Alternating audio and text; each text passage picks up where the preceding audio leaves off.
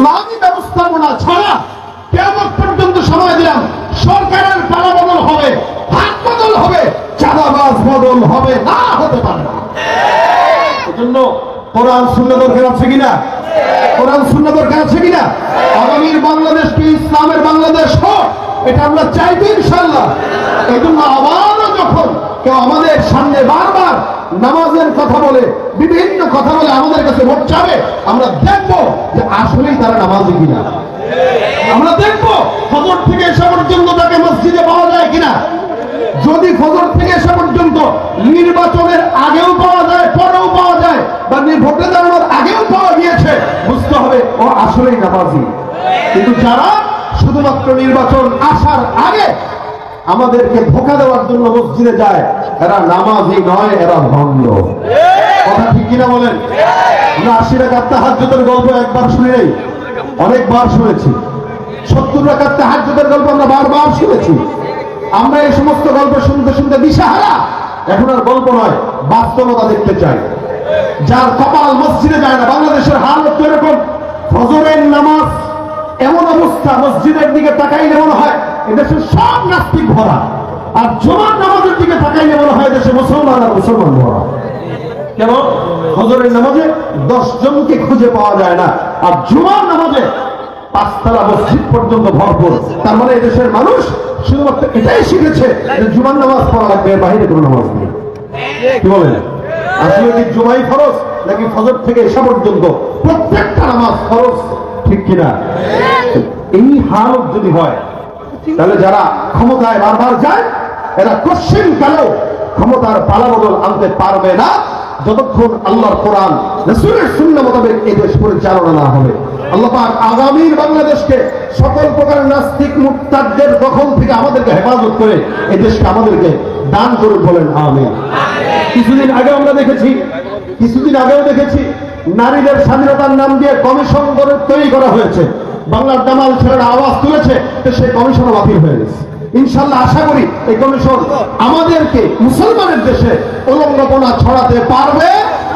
ইনশাআল্লাহ পারবে না। ইনশাআল্লাহ আমরা বেঁচে থাকতে ইনশাআল্লাহ হতে দিব। হ্যাঁ আবার এই জন্য শুধুমাত্র 5 ওয়াক্ত নামাজ মসজিদে কপাল ঠুয়ালেই নামাজি বলা চলে না। আপনি আমি মুসলমান দাবি করি, আমাদের কোনো কাজ আছে কিনা বলেন তো? কিছু কাজ আছে কিনা? আল্লাহ পাক কেন পাঠিয়েছেন? পাঠানোর উদ্দেশ্য আমরা সবাই জানি। মা খালাকতুল জিন্না ওয়াল ইনসা ইল্লা লিয়াবুদুন। আল্লাহর দাসত্ব, আল্লাহর গোলামি। গোলামি সবচাইতে কোনটার মাধ্যমে হয়? আব্দিয়াত সবচাইতে বেশি কোন ইবাদতের মাধ্যমে হয়? সেটা কি? মাথা ঝুঁকানো। আমরা বলি না যে মারা গেছি কিন্তু মাথা নোয়াই নেই, মরতে রাজি কিন্তু মাথা ঝুঁকাইতে রাজি না। কেন? শত্রুর সামনে মাথা নোয়াবো কেন? একটা পুরুষ এ কথাই বলে, ঠিক তেমনি ভাবে একজন মুমিন এ কথাই বলে যে আল্লাহ ছাড়া কারোর সামনে মাথা নোয়াইতে পারি, এটা মুমিনের কাজ, এটা মুমিনের ঈমান। এক সাহাবী নবী করিম সাল্লাল্লাহু আলাইহি ওয়াসাল্লামের কাছে ডাক দিয়া বলেন, ইয়া রাসূলুল্লাহ, আমি আপনার সাথে জান্নাতে যেতে চাই, আমাকে কি কোনো আমল দেওয়া যায়? তো নবী বলেন, এছাড়া আর কি চাও? বলে এটাই চাই। রাসূল বলেন, বুঝে শুনে জবাব দাও, এছাড়া আর কি চাও? সাহাবী বলেন, হুজুর এটাই চাই, আপনার সাথে জান্নাতে যাবে। কার সাথে যাবে? কথা বলে না। কার সাথে যেতে চায়? আপনাকে জিজ্ঞাসা করলে বলবেন, আমি আমার নেতাকে নিয়ে মরতে চাই। দেখছেন না ভিডিওতে? মরার আগে পর্যন্ত বলতেছে আমি ওই দল করি, ওই দলের জিন্দাবাদ হোক। কত বড় বেহায়া, কত বড় নাফরমান, নিহু খারাপ হইলে দলের নেতার নাম নিয়ে নিয়ে মরাটাকে সৌভাগ্যের মনে করে। রাসূল সাল্লাল্লাহু আলাইহি ওয়াসাল্লাম বলতেছেন, সাহাবী কি চাও? হুজুর আপনার সাথে জান্নাত চাই। রাসূল বলেন, তাহলে তুমি আমাকে সাহায্য করো, আল্লাহ পাককে সিজদা দিয়া আমাকে সাহায্য করো, তাহলে আমি তোমাকে আল্লাহর কাছে সুপারিশ করে জান্নাতে যেতে পারবো। যে ব্যক্তি আল্লাহকে যত বেশি সিজদা দেয়, সে আল্লাহ পাকের তত বেশি নিকটবর্তী হয়। আর সিজদা এটা এমন একটা বিষয় যেটা শুধুমাত্র আল্লাহর সঙ্গেই সম্পৃক্ত। আমাদের দেশে মুসলমান দাবি করার পরেও আল্লাহকে বাদ দিয়া হাজার দরবারে যায় সিজদা দেওয়ালা লোক আছে না নাই? কম না বেশি? অনেক। আপনি শাহজালালের মাজারে যায় দেখেন, কুষ্টিয়ায় অথবা পাবনা অথবা এই সমস্ত এলাকায় আছে কিনা আমার তেমন জানা নেই। আছে? আল্লাহকে বাদ দিয়া খাজার দরবারে যায়, মাজারে যায়, বাবার দরবারে সিজদা দেয়। আমি একটা তাজিমি সিজদা দিয়েছি। তাজিমি সিজদা বলতে কোনো সিজদা নাই। সিজদা একমাত্র কার জন্য? ওয়াসজুদু লিল্লাহি ওয়া'বুদু। আল্লাহ বলেন ওয়া আনতুম সামিদুন ফাসজুদু লিল্লাহি ওয়া'বুদু। আরে তোমরা তো উদাসীন, উদাসীনতা দূর হবে যদি আল্লাহ পাককে সিজদা দাও। ওয়াসজুদু লিল্লাহি ওয়া'বুদু, সিজদা হবে আল্লাহর জন্য এবং সিজদার মাধ্যমেই তার ইবাদত হবে। আল্লাহ বলেছেন সিজদা হবে কার জন্য? বলেন না জোরে, কার জন্য? মাথা ঝোলাবো কার দিকে? মাজারে। বাবার কাছে যায়, আব্বা গো একটা সন্তান দেন। বাবার কাছে যায়, বাবা গো বউটা বিয়ে করছি 10 বছর, পাই না, একটা বাচ্চা দেন, ফু দিয়ে দেন। বউর পেটে ফু দিলে বাচ্চা হয়? কি বলেন আপনারা? এখন বাপ যদি ওই কোয়ালিটির হয় তাহলে কোনো ঠিক আছে, বউটারে আমাদের এখানে 3 দিনের এতেকাফে রেখে যাও। বাচ্চা পাইতে হলে 3 দিনের এতেকাফে খাজা বাবার দরবারের খানকায় রাখা লাগে। এখন বুঝলেন আপনার কষ্ট করা 10 লাখ টাকা মহারণা দিয়ে বিয়ে হইতে বউ, এটা যদি খাজার দরবারে 3 দিনের জন্য রেখে আসেন, এরপরে যদি সন্তান হয় বুঝবেন প্রোডাক্ট আপনার না আপনার বাপের। কথা বলেন ঠিক কিনা? পীরগিরি আর মাজার পূজা চলছে দেশটা জুড়িয়া, শিরকি আর ভণ্ডামিতে দেশটা গেছে ভরিয়া। পীরগিরি আর মাজার পূজা চলছে দেশটা জুড়িয়া, শিরকি আর ভণ্ডামিতে দেশটা গেছে ভরিয়া। গাজার কলকিটার মারিয়া, গাজার কলকিটার মারিয়া দেখায় খাজার শান। ওরা শিক্ষিত শয়তান, ওরা আমার সাথে, ওরা শিক্ষিত শয়তান, ওরা শিক্ষিত শয়তান। দুর্নীতির ওই আখড়ায় বসে, দুর্নীতির ওই আখড়ায় বসে জাহির করে জ্ঞান, কলম দিয়ে কামায় টাকা ধরে সাধুর ভান। ওরা শিক্ষিত শয়তান, ওরা শিক্ষিত শয়তান, ওরা শিক্ষিত শয়তান, ওরা শিক্ষিত শয়তান। ঠিক কিনা? মাজারে যে সিজদা দেওয়া যাবে? দিবেন? তাজিম সিজদা দিবেন না। সিজদা কাউকে দেওয়া জায়েজ নেই, না বাপ, না মা, না স্বামী, না পীর, না বুজুর্গ। কোন পীর যদি বলে আমার ভাই সিজদা দেওয়া, বুঝতে হবে ওইটা আপনার আসল পীর না, ওইটা শয়তানের পীর। সিজদা হবে কার জন্য? ওয়াসজুদু লিল্লাহি ওয়া'বুদু, একমাত্র আল্লাহর জন্য সিজদা। দেখেন ভাই, আমি আপনি সিজদা না দিলেও আল্লাহর কোনো যায় আসে না। এই গোটা দুনিয়াতে যত আসমান জমিন যা কিছু নজরে আছে, এগুলা কাকে সিজদা দেয়? আল্লাহকে সিজদা দেয়। এই যে গাছপালা দেখতেছেন, আল্লাহকে সিজদা দেয়। আশ-শামসু ওয়াল কমারু বিহুসবান ওয়ান নাজমু ওয়াশ-শাজারু ইয়াসজুদান। তারকারাজি, সূর্য, চন্দ্র, পাহাড় পর্বত যা আছে সব সৃষ্টি জগৎ সিজদা একমাত্র কাকে দেয়? আল্লাহকে দেয়। এই সিজদা শুরু হয় আদম পয়গম্বর থেকে। যখন নাকি আল্লাহ পাক আদম নবীকে বানাইলেন, তখন আল্লাহ পাক রব্বুল আলামিন সব ফেরেশতাদেরকে বলছেন উসজুদু লি আদম। আদমকে কি দাও? সিজদা দাও। এই সিজদা ইবাদতের নয়, এটা আল্লাহ পাকের আদেশ দেওয়া এবং মানবের যে সম্মান বেশি এটাকে প্রমাণের জন্য। সব ফেরেশতাকে বলতেছেন উসজুদু লি আদম, তোমরা আদমকে সিজদা দাও। আদম একটা মানুষ। দেখেন ফাসাজাদাল মালাইকাতু কুল্লুহুম আজমাউন, সব সিজদা দিয়ে দিল ইল্লা ইবলিস। দেয় নাই কে? দেয় নাই কে? ওই যে পীরের পায়ে সিজদা দেওয়া যে শয়তান হেরে দেয়, সবাই দিল, ইবলিস দেয় নাই। কেন? আল্লাহ বলছেন ক্বালা মা মানাকা আল্লা তাসজুদা ইযা আমারতুক। শয়তান কয় ক্বালা আনা খায়রুম মিন খালাকতানি মিন নারিন ওয়া খালাকতাহু মিন তিন। আমার আল্লাহ পাক ডাক দেয়া কয় শয়তান কে তোরে নিষেধ করলো? শয়তান তোমাকে আমি আল্লাহ সিজদা দিতে বললাম, সিজদা দাও নাই, কেন দাও নাই? শয়তান ডাক দেয়া কয় যুক্তিতে মিলে না। কিসে মিলে না? যুক্তিতে মিলে না। কেমনে যুক্তিতে মিলবে? আমি হইলাম আগুনের তৈরি, সে হইল মাটির তৈরি। আগুন উপরের দিকে যায়, মাটি নিচের দিকে যাবে। আমার মতো একজন আগুনের তৈরি সৃষ্টির মাখলুক মাটি দ্বারা যার মাধ্যমে তৈরি হয়েছে, ওই মাটির তৈরি মানুষকে সিজদা দেওয়া আমার জন্য শোভা পায় না। আল্লাহ পাক বলেন যেহেতু শয়তান সিজদা দেয় না, অস্বীকার করলো, যার কারণে কিয়ামত পর্যন্ত তাকে লাঞ্ছিত অপমানিত শয়তান বানায় দিলাম। আল্লাহর আদেশ অমান্য করার কারণে কিয়ামত পর্যন্ত শয়তান। এখন শয়তানকে কিয়ামত পর্যন্ত যে শয়তান বানাইছে তার একটা রাগ আসেনি? নাফরমান।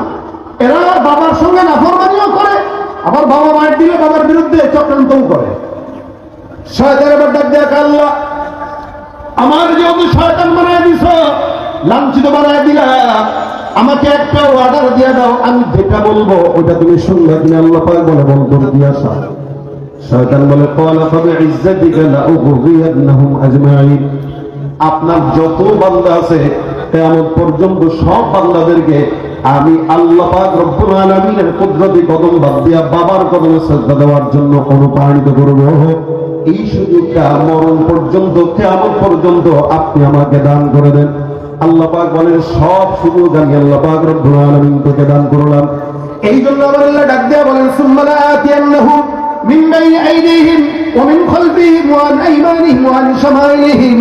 শয়তান এমন একটা চিজ, আল্লাহ পাক রব্বুল আলামিন তাকে এমন একটা পাওয়ার দান করলেন যার কারণে শয়তান বান্দার ডান দিক থেকে, বাম দিক থেকে, পিছন দিক থেকে, সামনের দিক থেকে, চতুর্দিক থেকে বান্দাকে আল্লাহর ইবাদত থেকে দূরে সরানোর জন্য কিয়ামত পর্যন্ত চক্রান্ত করবে। যে বান্দা দুর্বল ইমানদার, ওই বান্দা শয়তানের জালে পড়ে আল্লাহকে নয় খাজার দরবারে, লালনের দরবারে সিজদায় পড়ে থাকবে। আর যে শয়তানকে মানবে না তো সে মসজিদে চলে যাবে।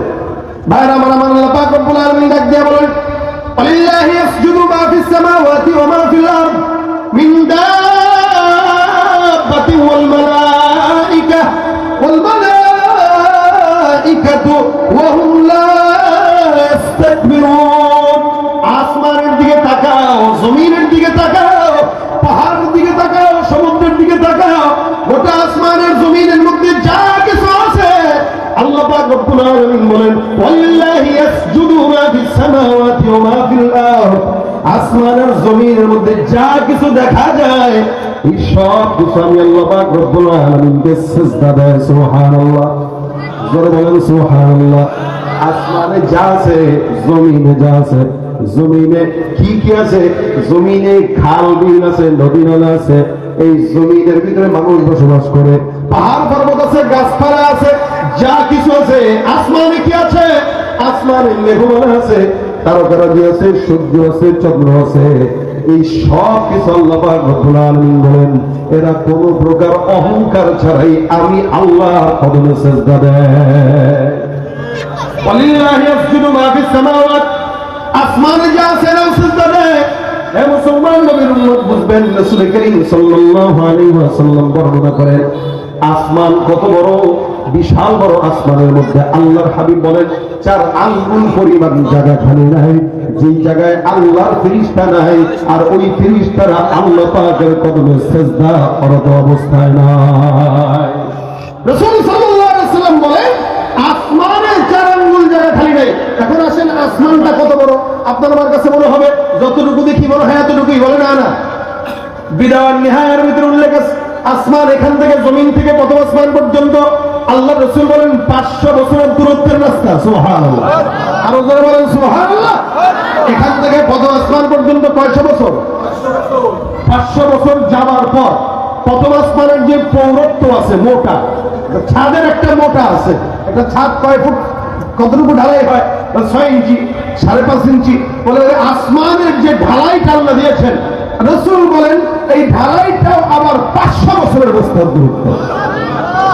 প্রথম আসমানের পর আবার দ্বিতীয় আসমান, ওই দ্বিতীয় আসমান পর্যন্ত 500 বছরের পর দ্বিতীয় আসমান আবার যখন মোটা হয় এটা 500 বছরের রাস্তা।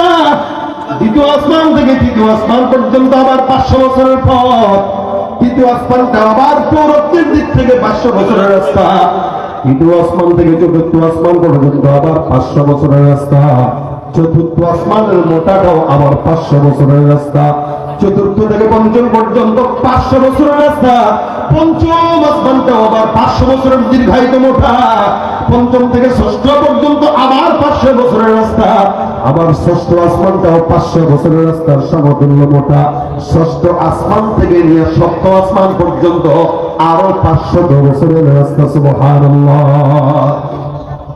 ওখানে আবার সীমান্তের বড়ই গাছের কথা হাদিস উল্লেখ আছে, তারপরে আবার একটা বকরির কথা উল্লেখ আছে, এরপর আল্লাহ পাকের আরশ, তারপরে কুরসি, তারপরে আমার মালিকের স্থান।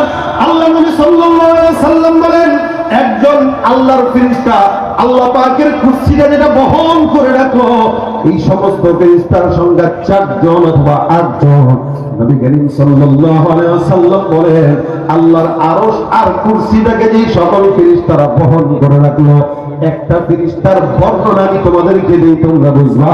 ওই ফেরেশতার কানের নদী থেকে নিয়ে কাঁধ পর্যন্ত 500 বছরের রাস্তার দীর্ঘ লম্বা। বিশাল বড় এই জমিন আসমান, বান্দাদেরকে আল্লাহ পাক জমিনের মালিকানা দিয়েছে, কিন্তু আসমানের মালিকানা কাউকে আল্লাহ দেয় নাই। এই জন্য আসমানের তারকা কেউ বলতে পারলো ওই তারকাটা আমার, এটা বলতে পারলো ওই সূর্যটা আমার, চন্দ্রটা আমার। এ মুসলমান নবীর উম্মতের দল, আল্লাহ পাক রব্বুল আলামিন গোটা আসমানের মালিকানা আল্লাহ পাকের কাছে দিয়ে দিলেন, জমিনটাকে বান্দার কাছে দিয়ে দিলেন। আল্লাহ বলেন, আসমান আর জমিনের মধ্যে যা কিছু আছে নজরে পড়ে, এই সব মাখলুকাত কেবলমাত্র অহংকার ছাড়া, ভেজাল ছাড়া, রিয়া ছাড়া 24টা ঘন্টা আমি আল্লাহর কুদরতি কদমে সেজদা দিয়ে থাকে। সুবহানাল্লাহ। জোরে বলেন সুবহানাল্লাহ। কার জন্য দেয়? কার জন্য দেয়? হে মুসলমান, সেজদা এমন একটা ইবাদত, নবী করিম হাদিস শরীফে ডাক দেয়া কয়, আকরাবু মা ইয়াকুনুল আবদু মির রাব্বিহি ওয়া হুয়া সাজিদুন ফাআকথিরুদ দুআ। আল্লাহর হাবিব সাল্লাল্লাহু আলাইহি ওয়াসাল্লাম বলেন, সিজদা এমন একটা ইবাদত, যে ইবাদতটা বান্দা যত বেশি করবে, আল্লাহর সঙ্গে বান্দার সম্পর্ক তত গভীর হয়ে যাবে। সুবহানাল্লাহ। ভাইরা আমার, আমরা যখন সিজদা দেই, মসজিদে যাই, শুধুমাত্র নামাজ পড়লেই সিজদা হয় বলে না, নামাজের বাইরেও সিজদা আছে। কোরআন তেলাওয়াত করলেন, কোরআনের ভিতরে সিজদার আয়াত চলে আসলো। আল্লাহ রাসূল সাল্লাল্লাহু আলাইহি ওয়াসাল্লাম বলে, কেউ যদি সিজদার আয়াত তেলাওয়াত করে আর সিজদায় পড়ে যায়, শয়তান পিছন দিকে ফিরে পালায় আর ডাক দেয়া কয়, আল্লাহ, এই বান্দাদেরকে তুমি মাটি দিয়া বানানোর পরেও তারা সিজদা দিয়া তোমার কাছে দামি হয়ে গেছে, আর আমি এই সিজদা না দেওয়ার কারণে কিয়ামত পর্যন্ত মানুষের মুখের গালির শিকার হয়েছি। যার কারণে দেখবেন যে যত বেশি শয়তান, তার মানুষ শয়তান বলেই গালি দেয়, ঠিক কিনা? শয়তান একটা মানুষ, তারা বলতেছে কি শয়তান কেন? ও মানুষের সুরত হইতে পারে, কিন্তু ওর যা কাজ সব শয়তানকেও হার মানায়, ঠিক কিনা? জমে গেল। বর্তমান সময় আমাদের দেশের মানুষরা হালকা এরকম, এরা শয়তানকেও হার মানায় দিচ্ছে। শয়তানও দেখতে পায়, আল্লাহ আমি কি শয়তান, আমার সে বড় ভাই। আমার সিজদার মাধ্যমে আল্লাহ বান্দার সমস্ত মনের আশা পূরণ করে দেয়। হাদিস শরীফে পয়গম্বর ঘটনা বর্ণনা করে, হাদিস শরীফে ঘটনা আছে, রাসূলের একজন সাহাবী নাম আবু মুআল্লাক, আনসারী সাহাবী। খুব মনোযোগের সঙ্গে শুনবেন, এই ঘটনার থেকে আমাদের শিক্ষা আছে। আবু মুআল্লাক ব্যবসায়ী মানুষ ছিলেন, ব্যবসার জন্য বিভিন্ন জায়গায় দৌড়াদৌড়ি করতেন, সফর করতেন।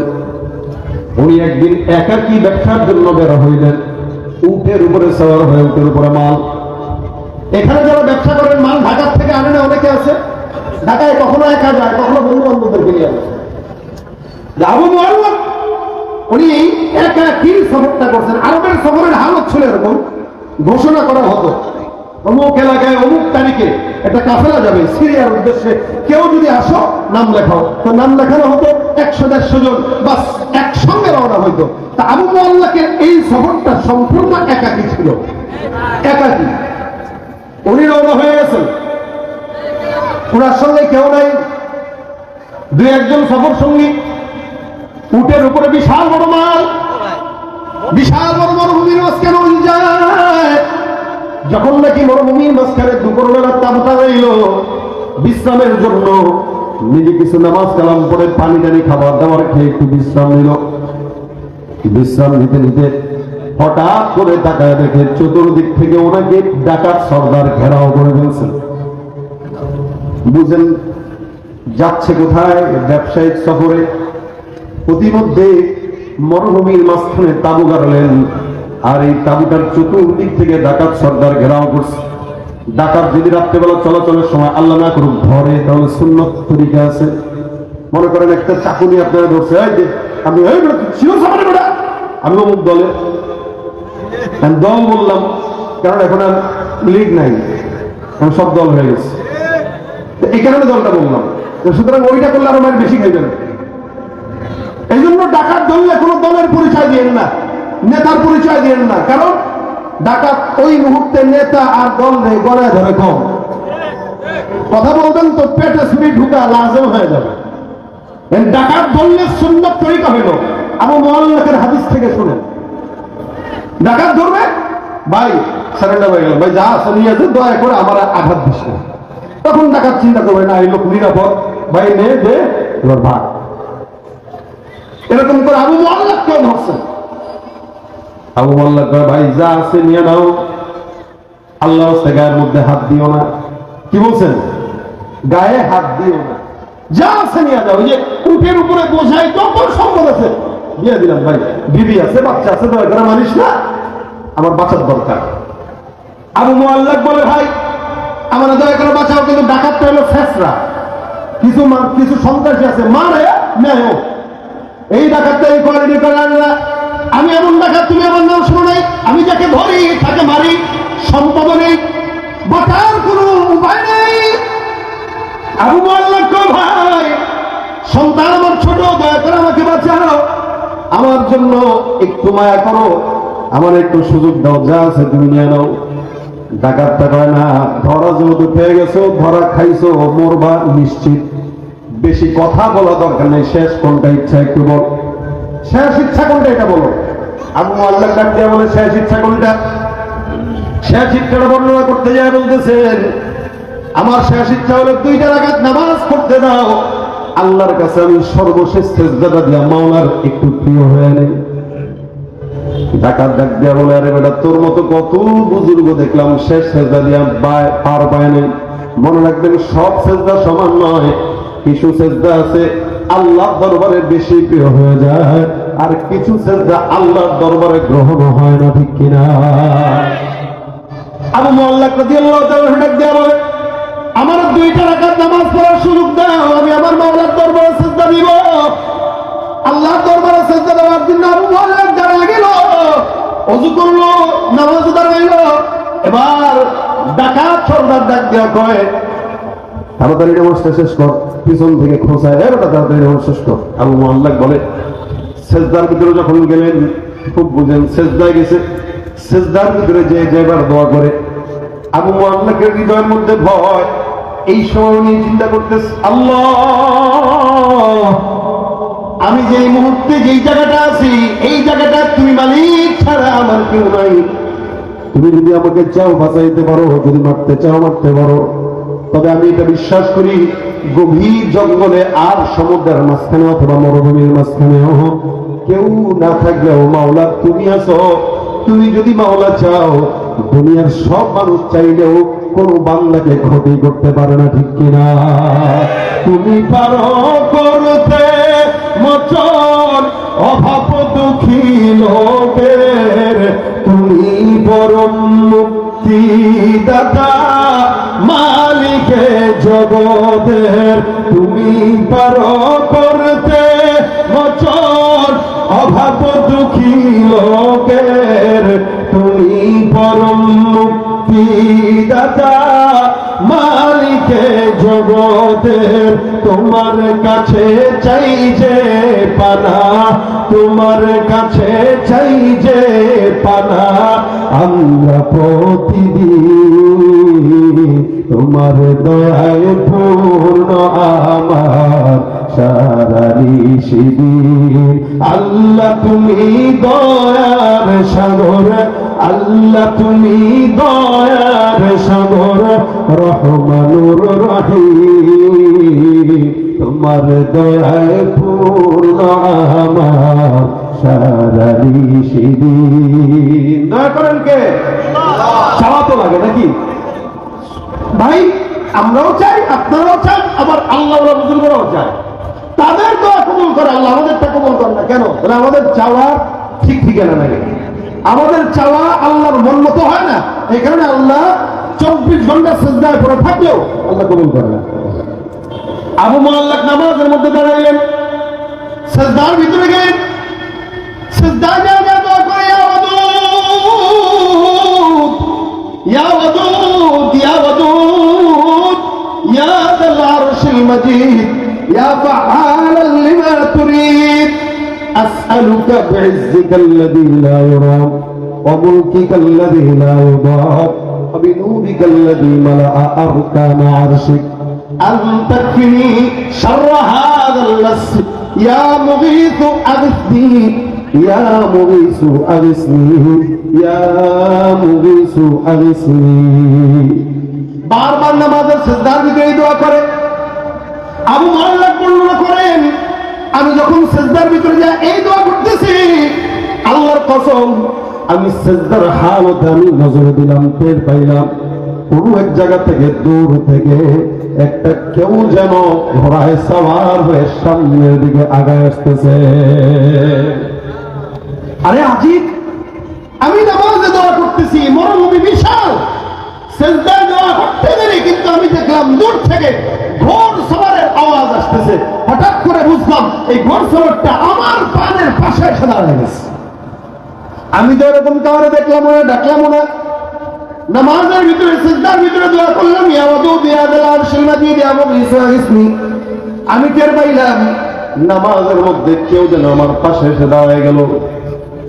চিন্তা করলাম কে হতে পারে, কোনো মনে হয় ডাকাত আমার দূর হয়েছে। হঠাৎ করে আমি, কে আমাকে ডাকো, যুবক মাথাটা উঠাও, নামাজ শেষ করো। আমি নামাজটা শেষ করলাম। নামাজের পর আল্লাহর কসম আমি তাকায় দেখলাম আমার সামনে ওই ডাকাত সর্দারের মাথাটা অর্ধেক আলাদা হয়ে জমিনের সামনে পড়ে আছে। আজীব অবস্থা, ডাকাতের মাথা কর্তন করা, জমিনে পড়া, সামনে সফেদ পোশাকে একজন আল্লাহর বান্দা দাঁড়ানো। আমার কয়, ভাই টেনশন গেছেনি? আমি জিজ্ঞাসা করলাম, ভাই তুমি কে? লোকটা আমার ডাক দিয়া বলে, তুমি আমাকে চিনবে না, আমি হলাম চতুর্থ আসমান থেকে নাজিলকৃত একজন ফেরেশতা, আমি জমিনের কোন বান্দা নয়, আমি চতুর্থ আসমানে সিজদারত অবস্থায় ছিলাম। হঠাৎ করে ঝঞ্ঝনির আওয়াজ আমার কানে আসলো। কেউ মনে হয় জমিন থেকে বারবার পরে ইয়া মুগীথু আগথনি, এটা আমার কানে দূর থেকে হাওয়া যেরকম ভেসে আসে এইভাবে আমার কানের মধ্যে ভেসে আসতেছে। হঠাৎ করে আমি চতুর্থ আসমান থেকে তৃতীয় আসমানে নামলাম। তৃতীয় আসমানে আওয়াজটা আর একটু স্পষ্ট হইল। দ্বিতীয়টায় নামলাম, প্রথমটায় নামলাম। হঠাৎ করে আমার মাওলা আমাকে ডাক দিয়া বলতেছে, ফেরেশতার দলেরা, জমিনে আমার একজন বান্দা বিপদের সম্মুখীন, তোমরা কে আছো? ওই বান্দাকে আমি আল্লাহর তরফ থেকে যে সাহায্য করে আসো। আমি আমার মাওলারে ডাক দিয়া বললাম, মালিক ওই বান্দাটার জন্য আপনি আমাকে নির্ধারিত করেন, আমি ওই বান্দার জন্য সাহায্যকারী হিসেবে যেতে চাই। আল্লাহর আদেশে তোমার কাছে এসে এই ডাকাতকে আমি হত্যা করে আমার মাওলার আদেশ পালন করতে চলে আসলাম। সিজদার ভিতরে তুমি যে দোয়াটা করেছো এই দোয়াটা আল্লাহ পাক রব্বুল আলামিন পর্যন্ত করছে। আমার আল্লাহ তোমার দোয়া কবুল করলেন। আল্লাহ কবুল করার কারণে তোমার জন্য আসমান থেকে সহায়তা পাঠায় দিলেন। মুসলমান ভাইরা আমার, প্রশ্ন করি, জবাব দেন তো, যে আল্লাহ পাক ১৫০০ বছর আগে আবু মুআল্লাককে সাহায্য করলো, ওই আল্লাহ এখনো আছে না নাই? যেই জমিনের ভিতরে এই ঘটনা ঘটেছে ওই জমিন এখনো আছে না নাই? সাহাবারা ছিল মানুষ, আপনি আমিও মানুষ। তার নামাজ ছিল, আমাদের নামাজ আছে, এখনো নামাজ আছে, তখনও নামাজ ছিল, কিন্তু পার্থক্য আছে না নাই? লোকও আসিল, আল্লাহ ছিল, এখনো লোকও আছে, আল্লাহ আছে, তখনও জমিন ছিল, এখনো জমিনও আছে, কিন্তু সেই ঈমান আর ইখলাস আর তাকওয়া নাই, যার কারণে আমাদের সমাজে নামাজি বান্দা থাকতেও ঘুষখোর আর সুদখোরের কমতি হয় না। ঠিক না?